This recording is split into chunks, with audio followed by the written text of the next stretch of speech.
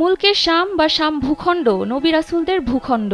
কোরআন হাদিসের বিভিন্ন জায়গায় তার বরকত ও পবিত্রতার বর্ণনা রয়েছে। বিশেষ কিছু বরকতপূর্ণ ও পবিত্র ভূমির উল্লেখ রয়েছে হাদিসে। এর মধ্যে সিরিয়া অন্যতম। মক্কা মদিনার পরই যার মর্যাদা স্বীকৃত। এই ভূমির সঙ্গে জড়িয়ে আছে বহু ঐতিহাসিক ঘটনা।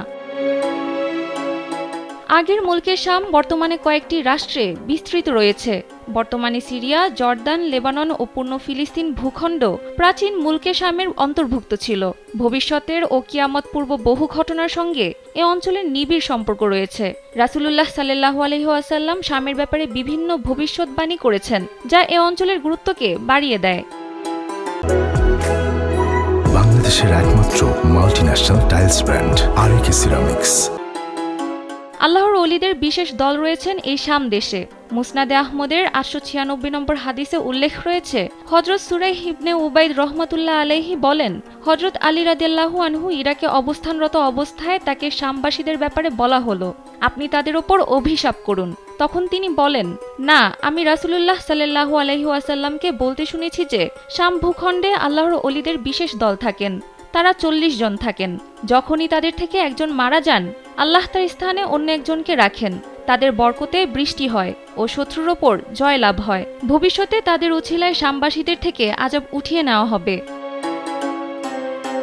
সিরিয়া মুসলিমদের দ্বিতীয় হিজরত ভূমির দেশ হিসেবেও পরিচিত।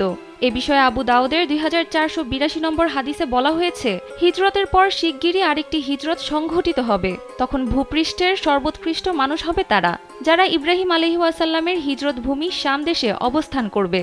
আর পৃথিবীতে সর্বনিকৃষ্ট মানুষেরাই বাকি থাকবে, যাদের আল্লাহ অপছন্দ করবেন। তাদের ভূমিগুলো তারা ত্যাগ করবে আর তারা ফিতনার আগুনে পুড়বে। মহাযুদ্ধে মুসলিম বাহিনীর সেনা ছাউনি হবে শাম দেশে।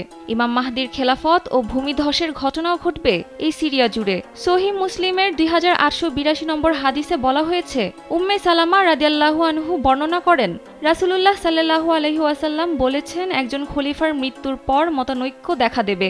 তখন একজন ব্যক্তি মদিনা থেকে মক্কায় আসবেন আর মানুষের চাপের মুখে বাইয়াত গ্রহণ করবেন। তার বিরুদ্ধে শাম থেকে একটি দল পাঠানো হবে, কিন্তু তারা বাইদা নামক স্থানে ভূমিধসে পতিত হবে। আর ওই একজন ব্যক্তি হলেন ইমাম মাহদি। এছাড়াও দামেস্কের মিনারায় ঈসা আলাইহিস সালামের অবতরণ ও দাজ্জালকে হত্যা নিয়ে ভবিষ্যৎবাণী করেছিলেন রাসূলুল্লাহ সাল্লাল্লাহু আলাইহি ওয়াসাল্লাম। সহিহ মুসলিমের 2937 নম্বর হাদিসে বলা হয়েছে, নাওয়াস ইবনে সামআন রাদিয়াল্লাহু আনহু বর্ণনা করেন, রাসূলুল্লাহ সাল্লাল্লাহু আলাইহি ওয়াসাল্লাম বলেছেন, দাজ্জাল শাম ও ইরাকের মধ্যবর্তী এলাকা থেকে বের হয়ে পৃথিবীতে ফাসাদ সৃষ্টি করবে। তার অনিষ্টতার পর আল্লাহ ঈসা আলাইহিস সালামকে দামেস্কের পূর্ব দিকের শুভ্র মিনারে অবতরণ করাবেন।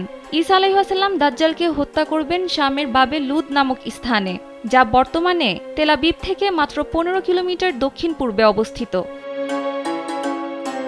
শামের বর্ণাঢ্য অতীত ও ভবিষ্যৎ বিবেচনায় নিলে বোঝা যায় এই ভূখণ্ড কতটা বরকতময় আর রহস্যপূর্ণ। রাসূলুল্লাহ সাল্লাল্লাহু আলাইহি ওয়াসাল্লামের হাদিসে বর্ণিত এসব বার্তা মুসলিম উম্মাহর জন্য বিশেষ গুরুত্ব বহন করে, যা প্রত্যেক মুসলিম উম্মাহর জন্য জানা খুবই জরুরি। সানজিদা ইসলাম, কালবেলা।